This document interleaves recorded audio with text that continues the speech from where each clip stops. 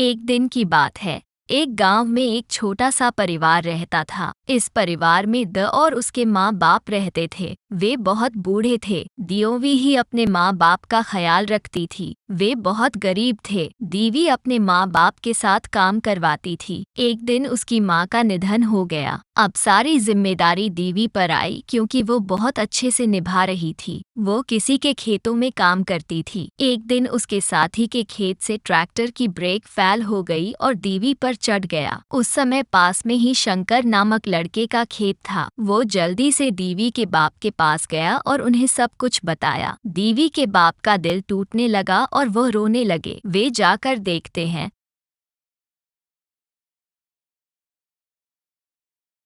तो देवी मर चुकी थी। देवी के पिता रोने लगते हैं और कहते हैं, भगवान ने हमें एक ही संतान दी थी, वो भी छीन ली। देवी के पिता उसे का अंतिम संस्कार कर देते हैं। देवी के बिना उसका पिता अकेला पड़ जाता है और उसे ये समझ में नहीं आता कि अब वह क्या करें। बड़ी मुश्किल से उसके पिता का हर एक दिन गुजर रहा था। एक दिन जब जमीन का मालिक घर आता है तो देवी के पिता से कहता है, मेरे पैसे लौटाओ जो तुमने लिए थे। उसका पिता जमींदार से कहता है, बेटा, हम पैसे कैसे लौटाएंगे? हमारा एक ही सब कुछ था, वो भी खत्म हो गया।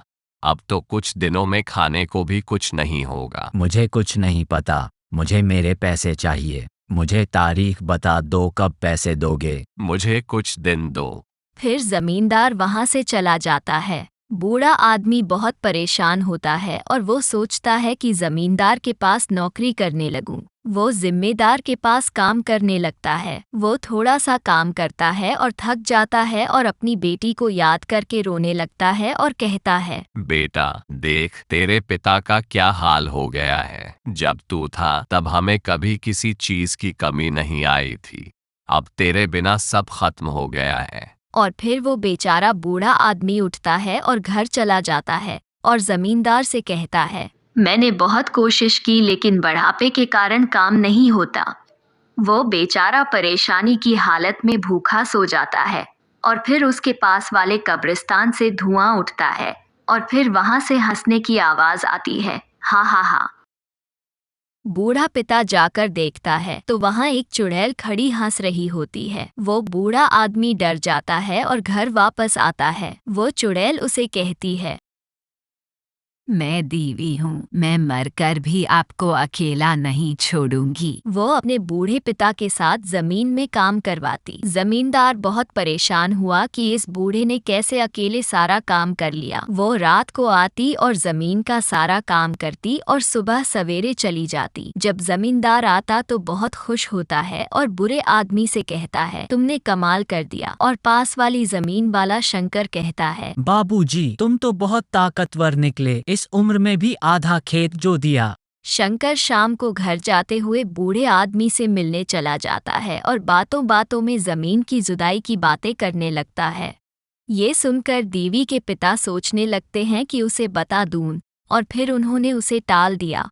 बहुत रात हो गई थी। शंकर फिर वापस चला जाता है और जब पूरा गांव सो जाता है तो फिर से वो चुड़ैल आती है और फिर सारी रात काम करती है और पूरी खेत जो देती है और सुबह होते ही वहां से गायब हो जाती है।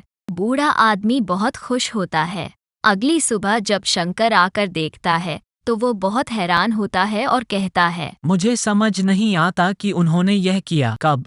कल तो वो थोड़ी देर में वापस चले गए थे, कुछ तो मामला है। अगली रात फिर चुपके से दरख्त के पीछे बैठ जाता है और कहता है, आज तो मैं पता लगा कर भी दम लूंगा। वो काफी देर इंतजार करता है और उसे नींद आने लगती है। चुड़ैल के आने से पहले वो वापस चला जाता है।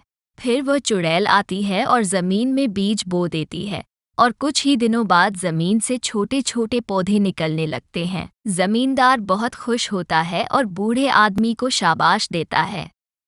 चुड़ैल रात को आती और जादू से बारिश करती है और कुछ ही महीनों में फसल बड़ी हो जाती है और वो फिर रात को फसल काटती है और एक साइड पर ढेरी लगा देती है।